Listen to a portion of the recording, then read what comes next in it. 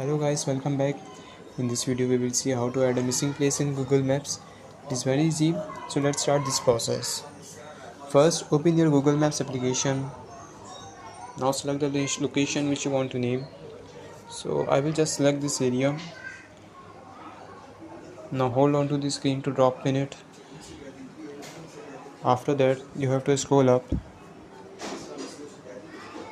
Now as you can see, there is an option of saying add a missing place. Click on this option.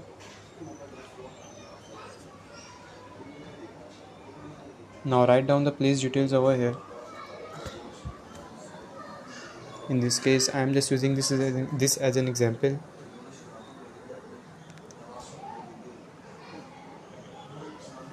Over here you have to select the category for which location you have selected.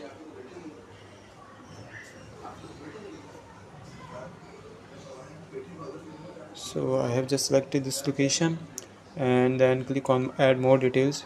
So you can add more details over here, such as hours, contact and website, etc. You can also add photos of the following location. So I will just not do that. Simply I will click on the submit option.